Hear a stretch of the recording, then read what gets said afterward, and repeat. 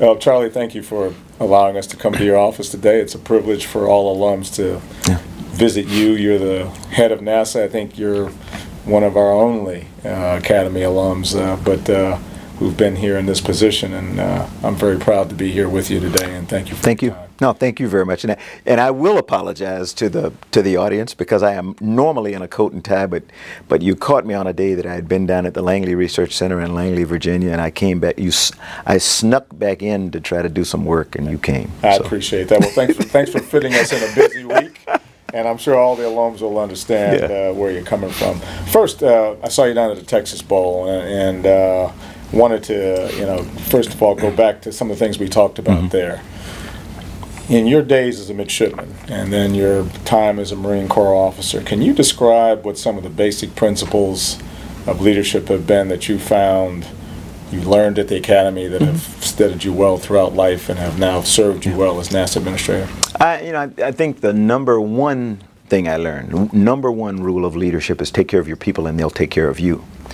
And that's not something that I see other businesses or areas appreciate as much of.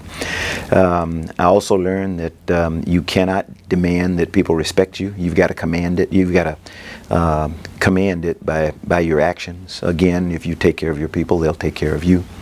I think you saw one thing exhibited in the Texas Bowl that is so emblematic of the Naval Academy, but the military in general, and that is that we understand that size really doesn't mean anything. It's what's in here, and that day, I mean, it was proved. Shows it all. That's great. Great visit back to your one of your sites. And speaking of Houston, I had a great time visiting the Johnson Space Center, and I then started to learn just how many Academy grads you've inherited or brought into NASA. So can you? I inherited them, to be quite honest. In fact, we were talking about it earlier. If you look around the agency today, of the 18,000 employees we have, in addition to me being here as the administrator, right down the hall is Brian O'Connor, who's a classmate of mine, and Brian is my head of Safety and Mission Assurance. He's been here for quite some time, so he actually preceded me here in the headquarters building. Heading the Johnson Space Center is Mike Coates, who's my classmate out of the class of '68. Bob Cabana is the director of the Kennedy Space Center, and Bob's out of the class of '81, and I hope that's right, because his classmates will kill me. They'll remind us. They'll remind me. The head of flight crew operations, the guy who runs all the astronauts and our human spaceflight program at the Johnson Space Center, is Brent Jett, who was a six-striper, class honor man and everything, along with Wendy Lawrence out of their class. Wendy was in his class as an astronaut, and Wendy has since retired from the astronaut program, but they were in the astronaut office together. And as you said, the astronaut office itself is full of Naval Academy graduates. The good thing is the Naval Academy will always have the most astronauts, I think.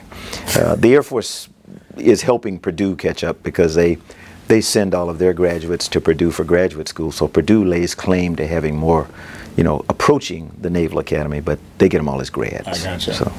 So today, in modern times, the Academy focuses on STEM, science, technology, engineering, and math, and you've now been in the service of the country and space since 1968, since you graduated. How would you describe the importance of STEM topics in your career, from major commands in the Marine Corps to space shuttle missions, and now as NASA administrator? Can you describe it's ironic that you would mention that, because it is not our mission. Okay, let me make that very, very clear. Inherent as our mission is inspiring young people to want to study and want to get into science and engineering. And that is what is STEM today. We are very fortunate, and I work for a guy by the name of Barack Hussein Obama, who is the President of the United States, and he has embraced the importance of STEM education, and has asked us to work with other agencies in the government to try to inspire kids to want to get into that. The Naval Academy, as you know, is an engineering-focused institution of higher learning. And so STEM has always been important to us. Every graduate of the Naval Academy comes out with, whether his or her degree says engineering or not, every one of us knows that we have a basic engineering background, and that's unlike any of the other service academies. So that it does make us unique in that regard. Right. And we will always be that way, and that's because while we're really about people, we use people to move machines around, and they're very technical, very engineering-oriented machines, whether it's an airport, whether it's an airplane or a nuclear-powered aircraft carrier or a nuclear submarine. Mm-hmm. So people who come to the Naval Academy have to be able to handle that type of curriculum. So for us, it's critical. And I think it's the reason that we reach out to students to try to enrich them in their math and science skills, because we know that some of them come with you know, less preparation than others, and that's why we have the Naval Academy preparation, you know, prep school, right. To try to bring kids up to speed so that they can compete when they become midshipmen. Right. So you watched the movie Apollo 13, and I had a chance to visit the Capcom, I guess is what it's called, down there in Johnson Space Center. You've kept it as it was, and you realized back in those days that they really had to know their math and science and engineering right off the top of their heads, because a lot of calculations by slide rule back in those days to figure out the arc of reentry. In today's world, and this is primarily for the young midshipmen and young people out there, there are a lot of computers that do things for you. Mm-hmm. How would you describe the environment today as a technical person compared to when you first entered the space program? Would you say you need to know more or less or about the same? I think you need to know about the same. My experience in flying and in the space program, and even today, maybe even more so than when I was there, because today almost every space shuttle mission goes to the International Space Station, and so you spend a lot of time when you don't have a computer at at the ready to do the kinds of things that you need to do, normal, simple calculations and the like. And you need to be able to do a ballpark figure, you know, a random, I know about this will do it. Mm-hmm. And you can't rely on a computer to do that. Okay.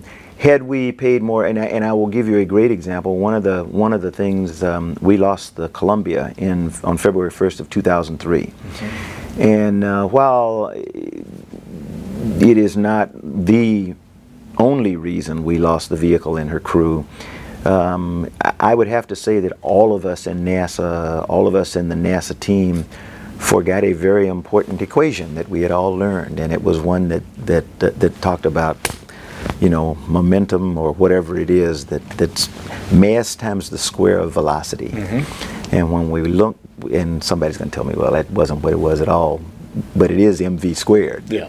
And it talks about the power of an impact. And we had a very small piece, or a very lightweight piece of foam that struck the orbiter on that day, on launch morning. Right. And but it was traveling. The shuttle was traveling 500 miles an hour. The foam's out there, and you square 500 miles an hour, and that's a lot of force. Right. And it put a hole in the left wing of the orbiter. And at the time when we analyzed it, we thought everything would be okay. And but that's a very simple lesson. And if we had, you know, thought a little bit more, I don't know that we would have been able to do anything. Yeah. But we would have at least known that we had a damaged orbiter on our hands, and we could have done a little bit more than we did. Yeah. So that always comes to mind. The basics are always important. Yeah. I mean, if you're rendezvousing with an orbiting space station, you know, then you've got to remember a little bit about orbital mechanics. You may not have to remember all the equations and everything, but you need to remember that if you go low, you're going fast, right. And if you go high, you're going slow. Right. And if you try to go straight to it, you're never going to catch it. Right. And that's different than what your mind intuitively tells you from flying airplanes, where you're trying to rendezvous with something. Right. So it's critical.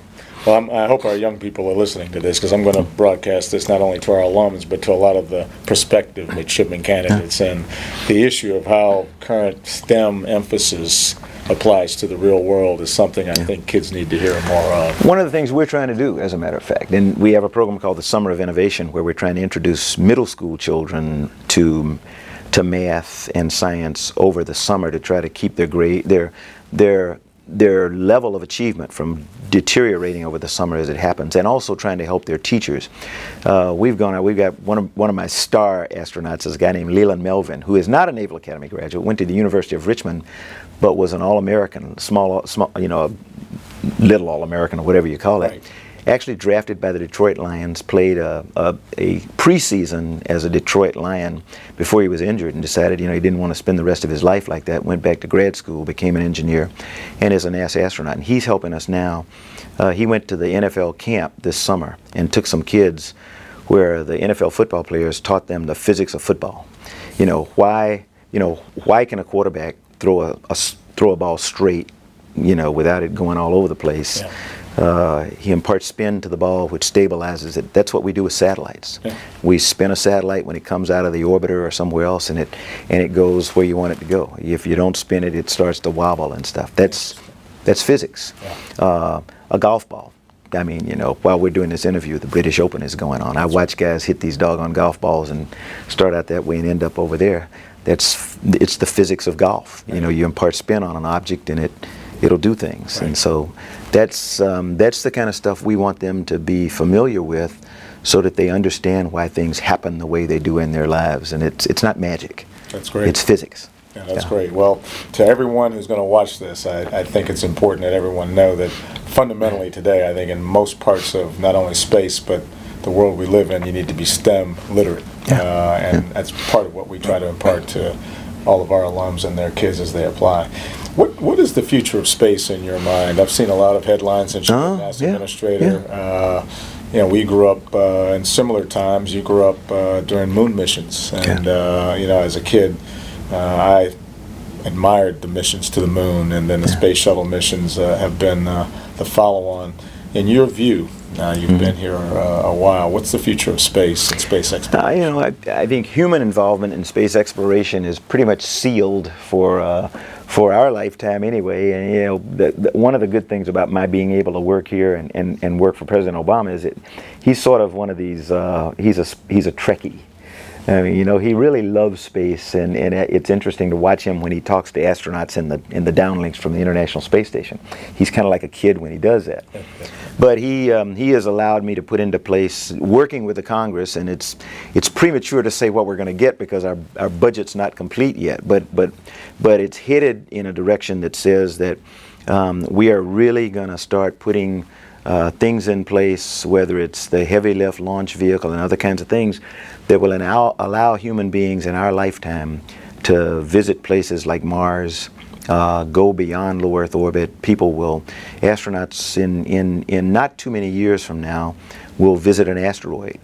Kinds of things that you only see in science fiction movies right now. Mm-hmm. We'll send things back to the moon, but the future of space, I think, is bright. NASA is about more than just space. Mm-hmm. We're also a lot about aeronautics, you know, flying around in the atmosphere. And one of the things we're working on there, that kids coming to the Naval Academy, the Air Force Academy, West Point, or anywhere, they're learning more and more that they have to operate with unmanned aerial systems, UAVs, if you will. Okay. NASA is really heavily involved with the FAA and others in trying to figure out how we introduce UASs into America's air transportation system, because you gotta, I mean, you put something out there that doesn't have a pilot in it, flying around with piloted vehicles, and you better know where they are and how you control them and stuff like that. So we do a lot of aeronautics, and then most of what we do is science, whether it's planetary science or earth science. Today, knowledge of our Earth is critical, and we are, again,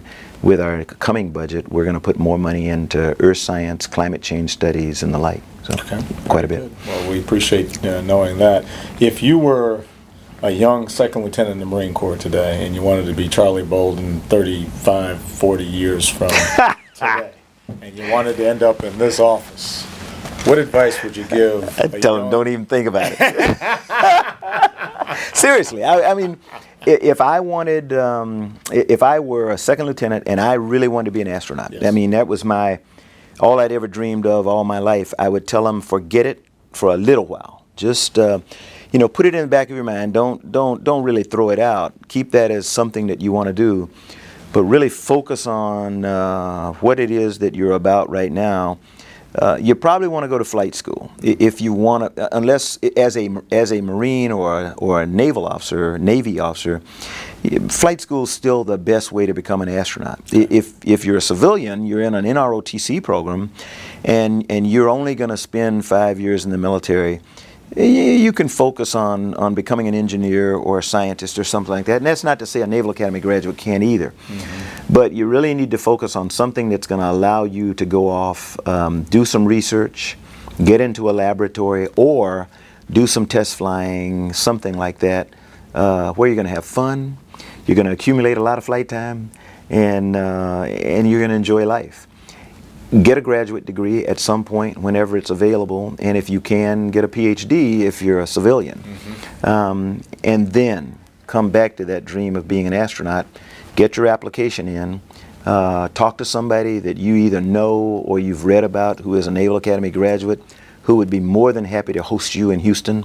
You know, if you can get down there, fly your airplane down on cross country, and go down and talk to some of the folk in the astronaut office and find out what it's like, because it's changed. This is not the Apollo era. People today spend 6 months at a time on the International Space Station. That's a long time. And that's probably what the astronaut of tomorrow is going to spend longer periods of time. When somebody takes off to go to Mars, right now it's a 3-year mission. You know, it's 8 months or so to get there, and then you got to stay there for a year, and then another 8 months coming back when Mars and Earth get together again. So it's different. So that would be my advice to them.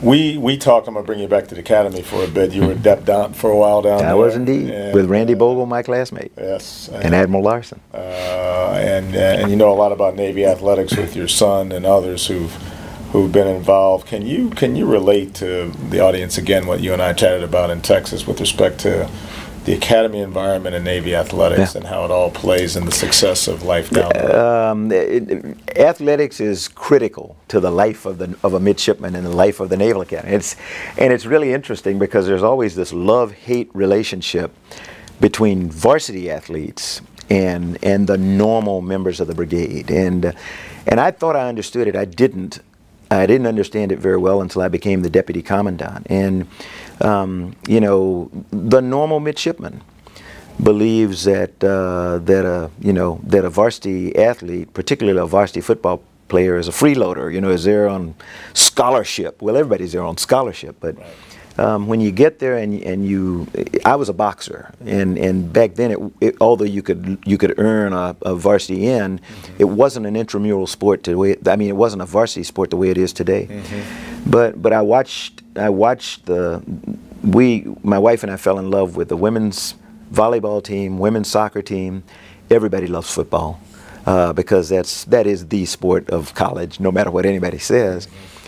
We kind of struggle a little bit with basketball, but every varsity sport, you know, we watch those young men and women devote hours of each day, crew members, getting up before the crack of dawn, before the brigade awoke for their normal day, going out on the river and rowing, and then coming back and doing a normal day, and then going back out after that to do normal training. You know, they are the outward embellishment of what it is to be a Naval Academy midshipman. They represent us sometimes all over the world. You know, you go to play Notre Dame in Ireland, you pack a place, 100,000 people who come out to see a football game in a country that doesn't even play football. Their football is soccer. So it is critical. And I'll tell you, when we have a young man or a young lady who gives up the opportunity to play in another major university where, you know, it could lead them to playing professionally, but they come because they want to serve their country, that's a special kind of person to me. I mean, my son sat on the bench, but it didn't make any difference to him. I mean, he was a Navy football player, and that's really special. I've got a guy here who is hosting you right now, Mike Cabbage. Mike Cabbage's son, John, is a football player, and I can tell you, Mike Cabbage went to Ohio State, but he is a Navy football fan. I get that. Because he understands what Navy football is all about, and it's come to him through his son. So it's just different. That's great. And would you say that experience translates into the kind of characteristics that help you succeed in the military? Navy athletics teaches you how to win. And Navy athletics teaches you how to overcome adversity, how to believe in yourself.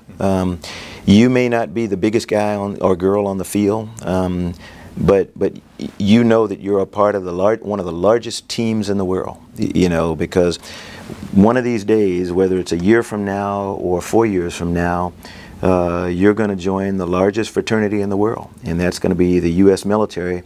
And if you're a Marine, you're going to join the best part of the fraternity. I understand. You know how that is. Yeah, I do understand. This is your office, so we all agree, of course. Yeah, and I do have Marines over here, but you know what I mean. You are joining the largest fraternity in the world, and that is the U.S. Armed Forces, and you are not gonna take the probability or the possibility of defeat lightly, and that's the way Navy athletics is. It doesn't make any difference who you're playing. Yeah. You go into the game believing you are going to win, and frequently that's what happens. Right.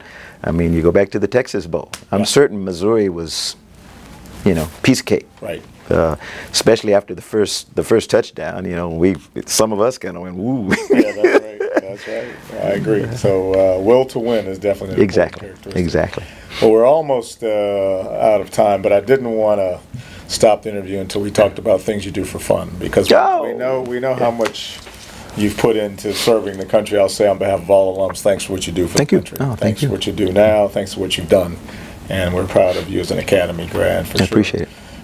But tell us whether you have any fun in life, Charlie. I have a lot of fun in life. You know, the Naval Academy teaches you life sports. I never learned to play tennis very well, and I hated golf when I was there, but I'm now a rabid golfer. I'm still lousy, but I play golf, I ride a bicycle, and then my real passion is a Harley Davidson motorcycle that I own that my wife let me buy just before we retired from the Marine Corps, and it is not a middle-age crisis or anything else. I've ridden motorcycles most of my adult life, but this one is special. It's a 2001 Ultra Classic Electroglide that I cherish, and I don't get to ride it as much as I would like, but every once in a while I go out and, you know, my next trip is going to be out into the mountains of West Virginia, but I ride it as much as I can. Super. Well, we'd love to have you down leading with my helmet and my safety gear.